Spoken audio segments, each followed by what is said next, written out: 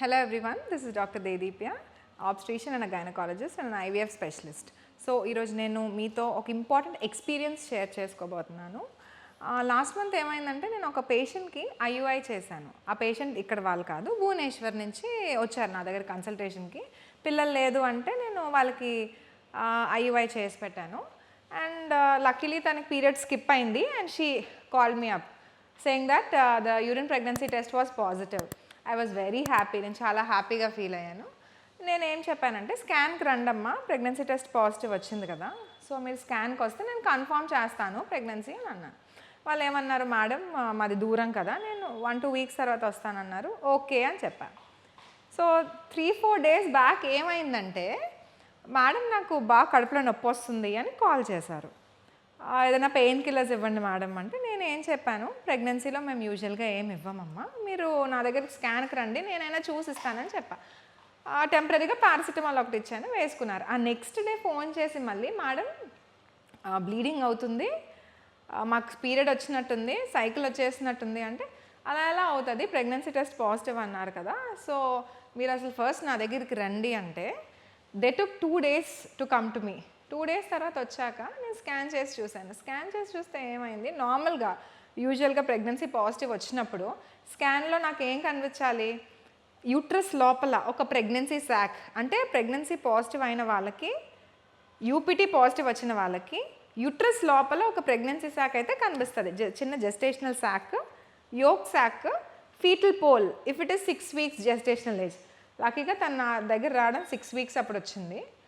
And gestational sac ఉంది, yolk sac ఉంది, fetal pole ఉంది, హార్ట్ బీట్ కూడా డెవలప్ అయిపోయింది ఆవిడకి. So I was very happy. మరి ఇంతకీ పెయిన్ ఎందుకు వస్తుంది, బ్లీడింగ్ ఎందుకు వస్తుంది అని చెప్పి నేను అటు ఇటు ఓవరీస్ అండ్ ఫెలోపియన్ ట్యూబ్స్ కూడా స్క్రీన్ చేశాను. స్క్రీన్ చేసి నాకు ఏం కనిపించింది, రైట్ సైడ్ ఫెలోపియన్ ట్యూబ్లో కూడా, అంటే రైట్ సైడ్ ట్యూబ్లో కూడా ఇంకొక ప్రెగ్నెన్సీ శాక్ అనేది డెవలప్ అయింది ఆవిడకి. యూజువల్గా ఇలాంటిది చాలా రేరెస్ట్ ఆఫ్ రేర్.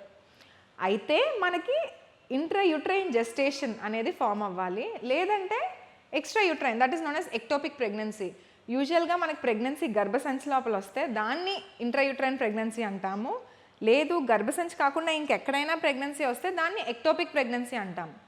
ఎప్పుడు మనకి ఇంట్రాయూట్రైన్ ప్రెగ్నెన్సీ అనేది చాలా సేఫ్, అంటే గర్భసంచి ఎక్స్పాండ్ అవుతుంది, 9 months బేబీని క్యారీ చేసే అంత కెపాసిటీకి ఎక్స్పాండ్ అవుతుంది. ట్యూబ్ కానీ ఓవరీ కానీ ఇంకెక్కడైనా ప్రెగ్నెన్సీ వస్తే అవి ఎక్స్పాండ్ అవ్వవు. సో ట్యూబ్లో ప్రెగ్నెన్సీ వస్తే ఏమవుతుంది, వెంటనే అది రప్చర్ అవుతుంది. రప్చర్ అయ్యి లోపల పేషెంట్కి బ్లీడింగ్ అయిపోతూ ఉంటుంది. బ్లీడింగ్ ఎంతవరకు అవుతుంది అంటే తన ప్రాణానికే ప్రమాదం.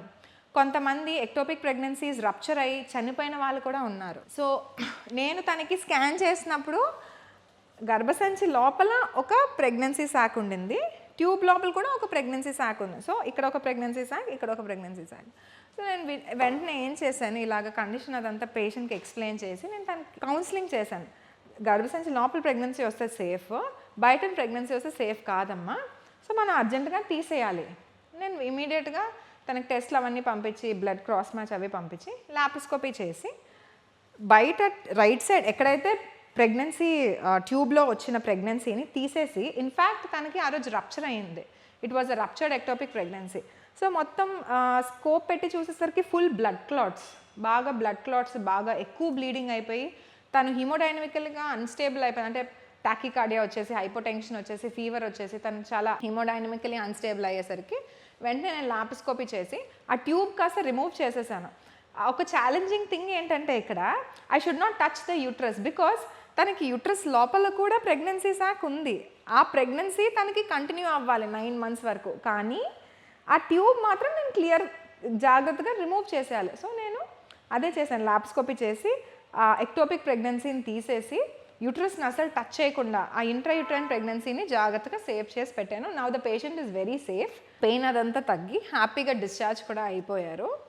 సో నేను మీకు ఇంపార్టెంట్ థింగ్ ఏం చెప్దాం అనుకుంటున్నానంటే, సపోజ్ మీ సైకిల్ స్కిప్ అయినా, okay, you have to visit the doctor immediately, you have to get a urine pregnancy test done, okay, whether you are married or unmarried it doesn't matter. If you are in a physical relation definitely you need to get a UPT done. And cycle skip అయినప్పుడు ఏదైనా కడుపులో నొప్పి కానీ, లేకపోతే bleeding కానీ, unexpected bleeding కానీ, spotting కానీ యూజువల్గా మనకి రెగ్యులర్గా పీరియడ్స్ వస్తాయి కదా, every month we bleed for 5 to 6 days, 3 to 4 pads వాడతాం, క్లాత్స్ ఇవన్నీ అవుతూ ఉంటాయి. రెగ్యులర్ ప్యాటర్న్లో కాకుండా ఏదైనా మీకు డిస్టర్బెన్స్ వచ్చినట్టు అయినా, జస్ట్ స్పాటింగ్ అయినా, పెయిన్ఫుల్ అయినా, అలాంటప్పుడు it's your responsibility to immediately visit the doctor and check immediately. You have to get a scan done. ఇప్పుడు ఈ పేషెంట్ పరిస్థితిలో నేను తను ఎప్పటి నుంచో స్కాన్కి రామ్మా అంటుంటే she didn't turn up for a scan. చాలా లేట్గా నా దగ్గరికి వచ్చారు, but luckily she was survived. So this message I wanted to give every one today. Thank you so much.